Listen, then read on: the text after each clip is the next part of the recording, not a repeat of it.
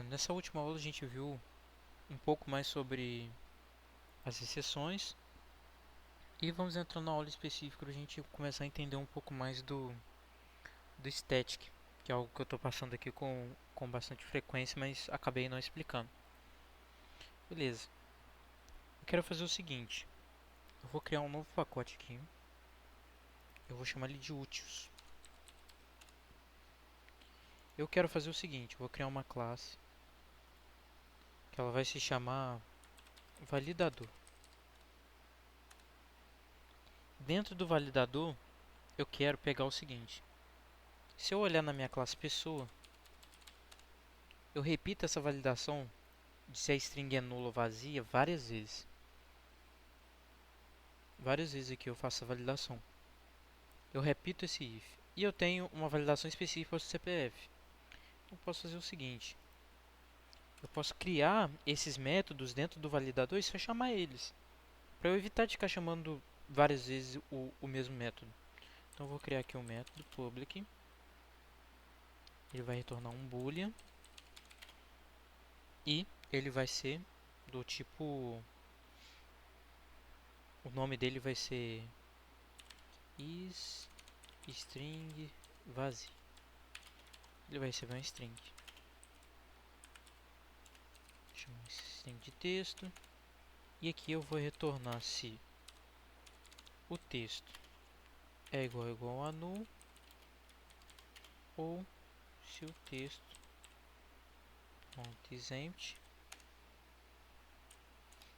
Beleza. Porque se ele for nulo ou ele tá com o retorno do exempt é true, é porque a string é vazia. Beleza?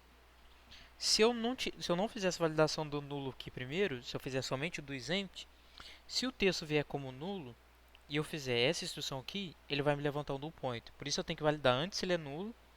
E se ele não for nulo, aí eu valido se ele é vazio. Beleza?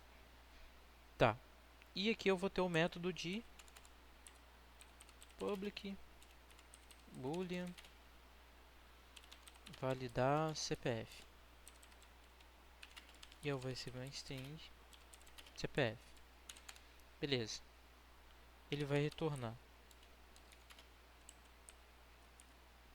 se não for string vazio do CPF, se o CPF não é vazio, e CPF.mets, aquela validação que eu tinha feito aqui em pessoa.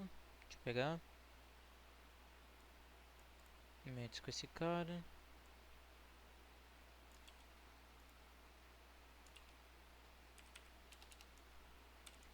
E o tamanho tem que ser 11. Ou seja, a string não pode ser vazia. Ela tem que ter só números e o tamanho dela tem que ser igual a 11. Aí eu tenho um CPF válido. Beleza? Is CPF válido. Melhor. Beleza. Então aqui em pessoa eu quero chamar esses métodos que eu fiz no validador. Então, para eu chamar esse cara, eu preciso do seguinte. Validador assembly new validador. Eu preciso instanciar esse validador aqui dentro de pessoa, porque senão eu não consigo usar o método dele. E aqui eu chamo um validador ponto isString vazia, dando o nome. Beleza.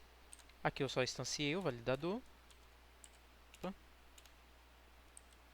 E aqui eu fiz a comparação usando se a string é vazia. Beleza. Esse cara aqui vai funcionar. Só que para eu fazer depois essa mesma validação aqui dentro de setCPF, eu vou ter que instanciar o validador. Aí aqui eu vou ter que chamar o validador ponto isString vazia para o CPF. E depois o validador ponto e CPF válido aqui embaixo. Porque se eu não instanciar o validador, eu vou ter o mesmo problema do null pointer que eu acabei de falar. Eu preciso de ter algum valor para usar o método do validador. Beleza? Vou executar aqui o fluxo secundário. E vamos ver o que ele vai me retornar. CPF da pessoa. Kleber. A pessoa foi lida com sucesso, o programa foi encerrado. Aqui na pessoa ali 3, 4, 5, 6, 7, 8, 9, 10. Faltou mais um caractere aqui.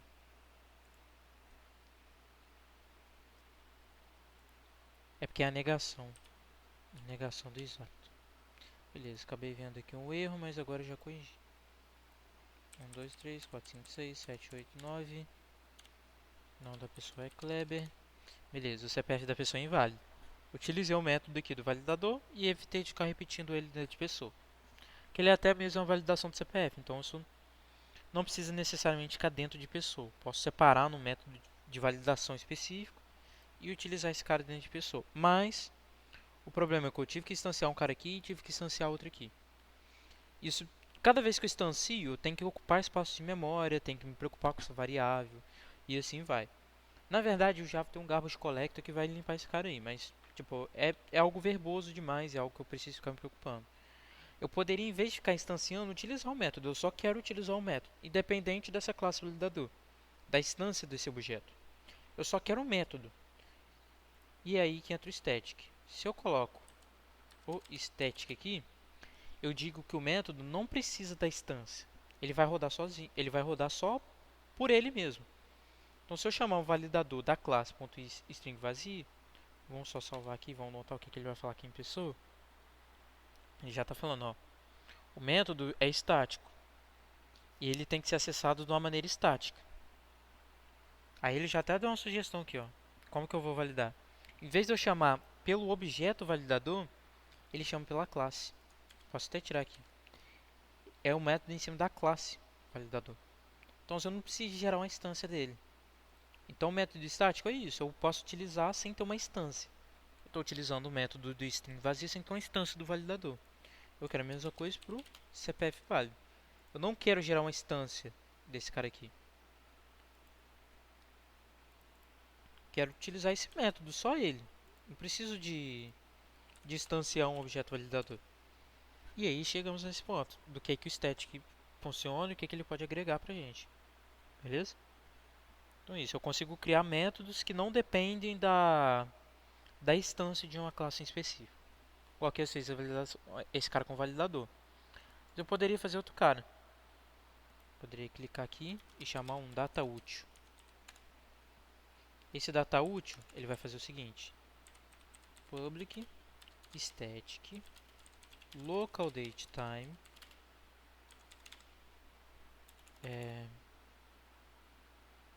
string to data. Ele vai receber uma string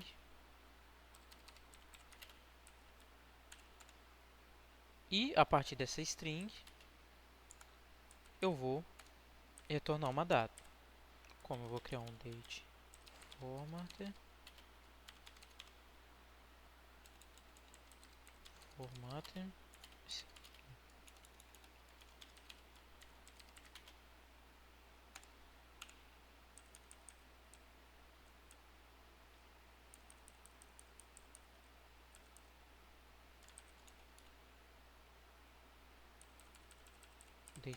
formatter ponto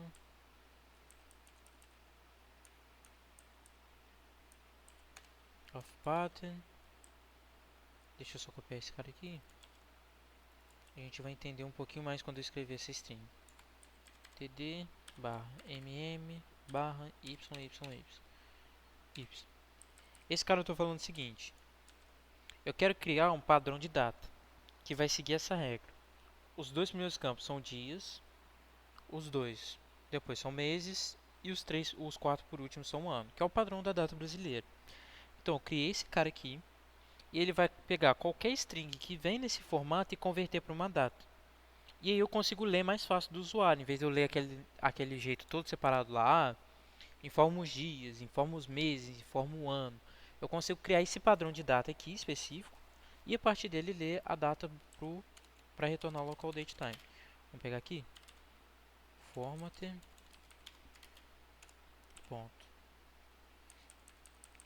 Ele vai pegar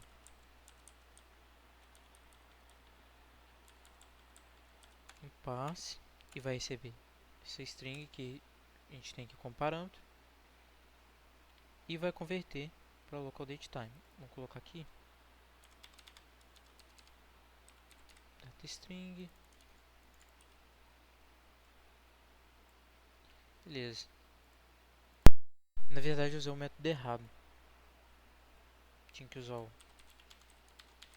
local date time ponto passe a data e o formato que eu vou utilizar. Beleza. Aí ele vai gerar um local date time a partir desses dois critérios. Certo? Então aqui no nosso fluxo principal, em vez de eu ler esses caras aqui, ó, separado certinho, cada um por vez, eu vou chegar assim, digite a data de nascimento da pessoa respeitando o padrão dia barra mês barra ano.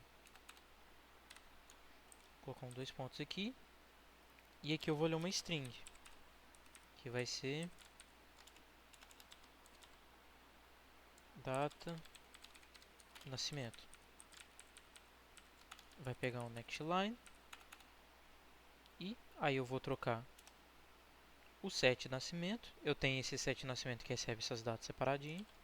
E eu vou criar um novo set de nascimento, só que ele vai receber uma string. Nascimento. E a data de nascimento da própria classe, ele vai receber data útil, ponto, string to data, data de nascimento. Beleza?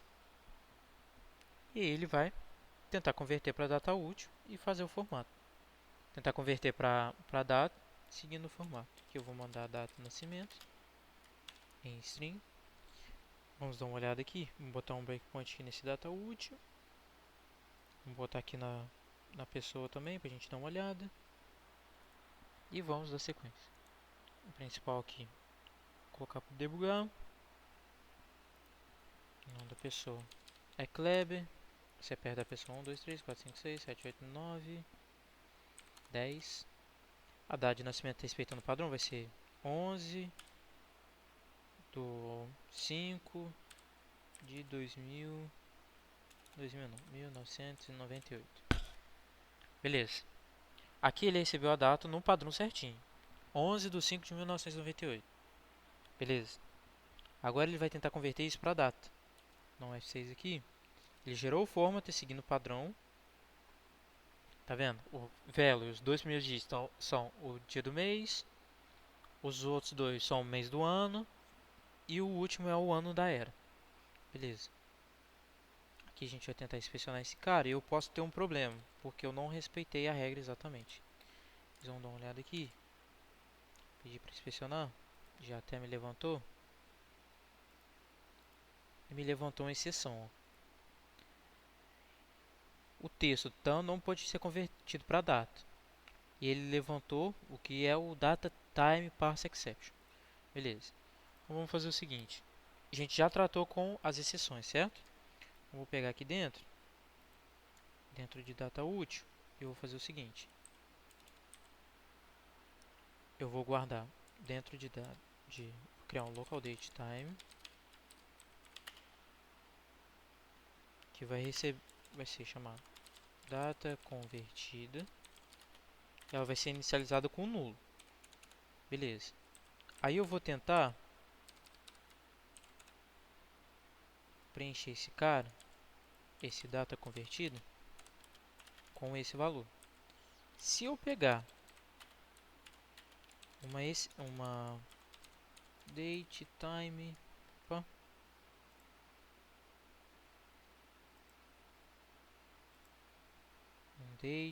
era date time parse exception. Eu vou lançar uma nova mensagem de usuário exception falando o seguinte: a data não segue o formato desejado.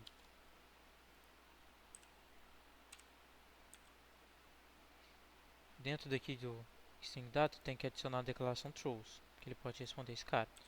E aí eu dou o return do data convertido. Beleza? Porque aqui, olha só essa mensagem. Para quem não é técnico, até mesmo para quem é técnico, tá muito ruim de entender. Mas vamos executar esse cara aqui de novo e vamos ver como que ele vai funcionar. Dentro de pessoa, ele vai falar que ele pode levantar esse método também. Mensagem de usuário exception. Beleza, salvei.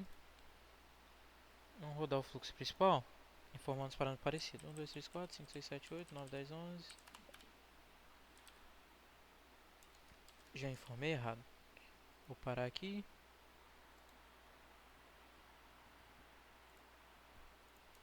Nome da pessoa é Kleber. 1, 2, 3, 4, 5, 6, 7, 8, 9, 10. Data de nascimento é 11. A gente colocou barra 5 barra 1996. Beleza. Aqui ele levantou um exception mensagem de usuário. A data não segue o formato desejado. Beleza? Seguiu algo mais claro e mais simples de ler. Com a mensagenzinha bem definida aqui, ó. A data não segue o formato desejado. E se dessa vez eu informar no formato desejado de fato, o nome da pessoa é Kleber, 1, 2, 3, 4, 5, 6, 7, 8, 9, 10. A idade de nascimento é 11 barra 05 barra 2000 não, 1996. Beleza. Aqui recebemos essa data. Vou dar um F6 para ir para a próxima linha. Gerou o formatter, pegou a data convertida. Ele tem essa string e esse formatter. Opa, aqui a gente já teve um problema, porque o formato ele está falando dia do mês do ano da era. 1996. Vamos ver o que esse IDE está falando. Ele não conseguiu converter 11 de 5 de 1996.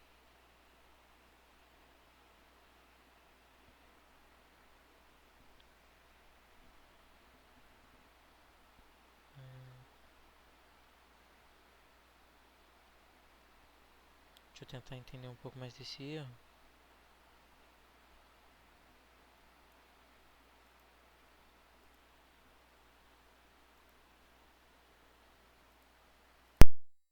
Beleza.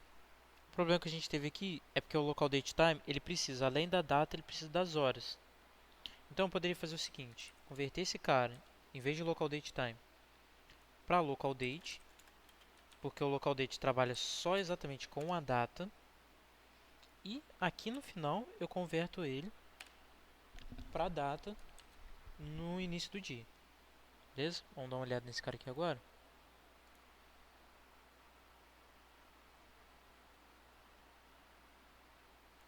Eu bugar ele com Java Application, o nome da pessoa é Kleber. CPF é 1, 2, 3, 4, 5, 6, 7, 8, 9, 10. Data de vencimento é 01 barra 01 barra 2000. Beleza. Aqui ele veio para a data. Beleza. Aqui ele converteu o data convertida para 1º de janeiro de 2000. E aqui no final ele vai pegar essa data convertida, que é 1º de janeiro de 2000, e vai converter para o local date time, que envolve o tempo também. Então, 01 à meia-noite. Beleza? Então aqui deixar, e ele conseguiu. O nome da pessoa é Kleber, tem um CPF e tal. Se eu pegar aqui no principal, em vez de usar esse cara, eu vou usar aquele método que a gente tem, que é mais detalhado. Pessoa, líder do terminal, ponto. Descrição da pessoa, que retorna a data também. Vamos ver se ele fica bonitinho.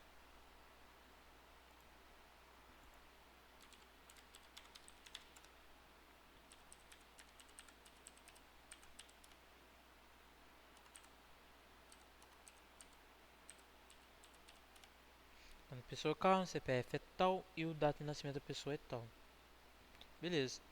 E aí a gente chegou na finalidade, que os métodos estáticos facilitaram muito a vida pra gente. A gente pode utilizar esses métodos aqui como se fosse da nossa biblioteca. Métodos que não dependem de eu fazer uma instância. E que são métodos úteis. São métodos que têm uma finalidade específica ali.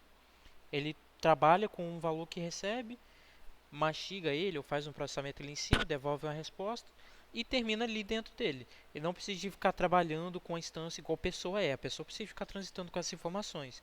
Ela representa algo. Mas o data útil não representa algo na nossa regra de negócio. É só uma classe que vai ter alguns métodos facilitadores para trabalhar, por exemplo, a conversão da string para data e assim vai. Beleza?